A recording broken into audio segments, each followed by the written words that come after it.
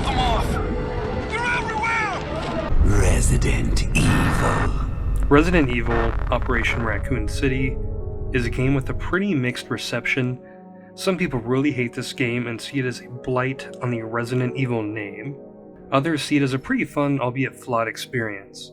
I'm one of the people that actually really enjoyed this game when it originally released. I'm a big fan of zombie games and Resident Evil, though at the time I had never played the original games, only playing 4 and 5, and I loved each of them. I do have very fond memories of playing the game's multiplayer, meeting some really great people and having a great time. At the time, me and my group of friends were hyped for Resident Evil 6 that year. This game, plus Resident Evil Damnation, and RE6. 2012 was a pretty fun year for Resident Evil in my opinion. Resident Evil Operation Racoon City was developed by Slant 6 Games. Development began back in 2010. Slant 6 was known for making SOCOM games, an old franchise that I hope Sony brings back one day. They made 3 SOCOM games, 2 for the underrated PSP, and SOCOM Confrontation for the PS3. Originally they wanted to make a game similar to Capcom's classic Resident Evil games, but Capcom wanted them to make a Resident Evil game that was more like a SOCOM game. In March of 2011, the game was officially revealed. The game would focus on Delta Team, an Umbrella Secret Service unit, and they are assigned by Umbrella Command with the destruction of data, incriminating Umbrella of the biological outbreak in Racoon City, as well as destroying facilities and killing any witnesses to prevent the US government from obtaining any further data. Hans, are we the baddies? In March 2011, the game was officially revealed. The game would focus on Delta Team, a Umbrella Secret Service unit. They are assigned by Umbrella Command with the destruction of data incriminating Umbrella to the biological outbreak in Racoon City, as well as destroying any facilities and killing witnesses to prevent the US government from obtaining any further data. As development continued on the game, they began work on a second campaign mode, where the playable characters would consist of soldiers in the US Army, dubbed Echo 6. Most of this would release as an expansion, with the first mission being free. In March 2012, the game would release to mixed reviews, some positive like Xbox Magazine with a score of 7. Destructoid said that the game suffers from poor design, but that doesn't stop it from being a genuinely good time that should satisfy anybody looking for a hardcore romp. IGN was pretty harsh when they said an actual zombie outbreak would have been less tragic, and calling the game little more than a poor man's SOCOM and a destitute man's Resident Evil. The game sold fairly well though.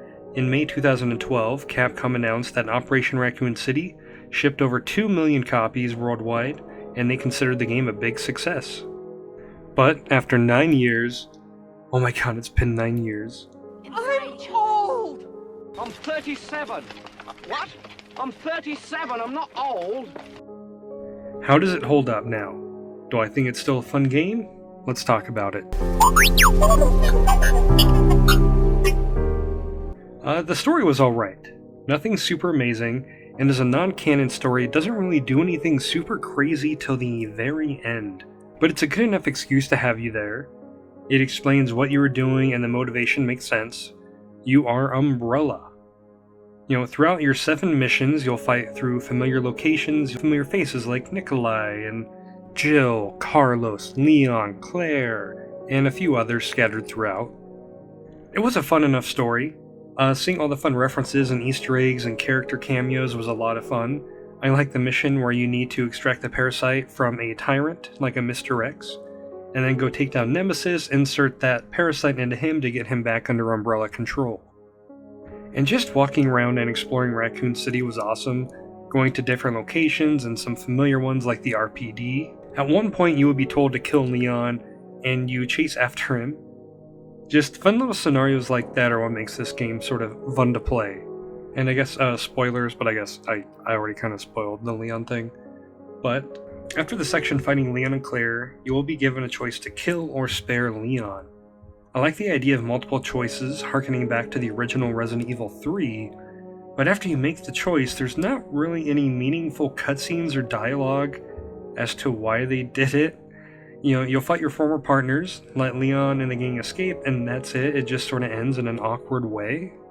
And plus, The characters just aren't very likable.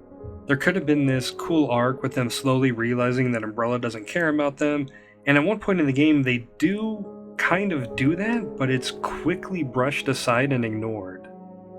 I mean, Umbrella even dropped a bunch of hunters on them in an attempt to kill Delta Team, and Delta Team is still cool with working with Umbrella. I mean, they just had that really one conversation about not trusting them, and then they were cool with it. I don't know, that just kind of bugged me. Even if you choose to spare Leon, the dialogue that plays is just them talking about wanting more money from Umbrella, and Umbrella not giving them extra money, so then that's why they let Leon in the game go. I suppose that's in character though, since they are the bad guys. I guess I just wish there was more to it. The missions are pretty decent length. 7 missions in each campaign, normally taking between 20 to 30 minutes each. I beat the Umbrella campaign in about 3 hours and 11 minutes. So it's not a very long game, but there was a story expansion that I will talk about later. This is the main reason to play this game. I had a lot of fun with the gameplay here. It's also been a while since I played a proper third-person shooter in the style of Gears of War, so that might be why I was so into the gameplay for a while. But I really enjoyed it. You know, mowing down hordes of zombies is so satisfying, but that's not all you'll face. You'll also fight the military in Racoon City. The best parts are when you are fighting them and there are zombies. If you make one of the other soldiers bleed, the zombies will all swarm to that guy bleeding, and it's a pretty awesome thing to see, and it's a super cool mechanic in the game. After finishing the game, you'll gain XP. This can be used to purchase new weapons and some abilities. My favorite was tossing this vial that attracts zombies to whoever is hit with it. Really came in handy in that last level. There are a couple of boss fights against more tyrants, Nemesis, and one with Birkin at the beginning, and Birkin also again in the other campaign. These can be pretty fun, occasionally frustrating, very bullet spongy, but I guess every Resident Evil boss is kind of bullet spongy.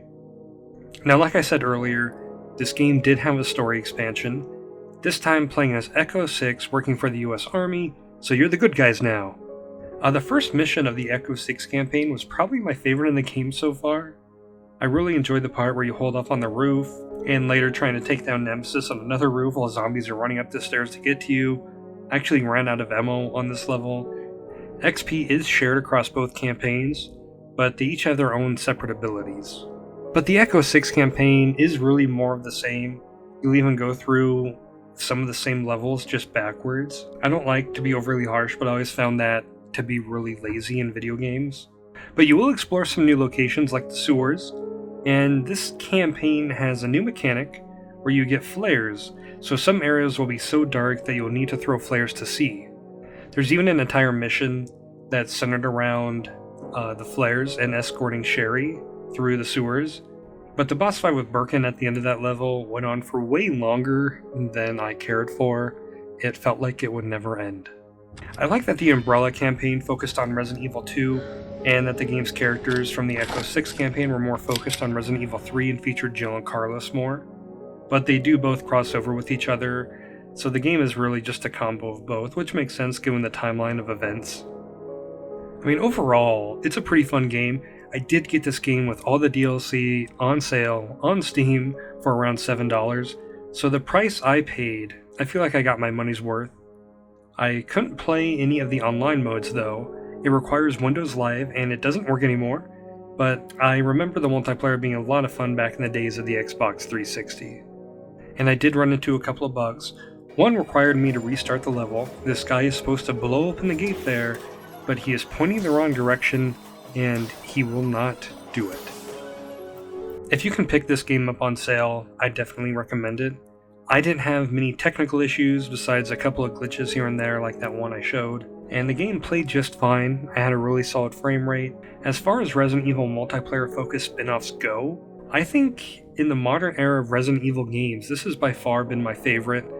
Resistance was fun for a bit, Umbrella Corps has been forgotten by almost everybody, and Reverse doesn't exactly look very promising, and it seems like we won't be getting any new Outbreak games or remasters anytime soon. And I think what I like most is that even though this game is an online-focused game, you can still play alone, and it's still a fun time. Your AI teammates are helpful and will kill zombies and heal you when you're injured, Even without being able to play online, I'm sure that there's still probably a mod out there that can get around that. And it's still a lot of fun to play after all these years, and it's a game I'd be happy to play all over again in the future.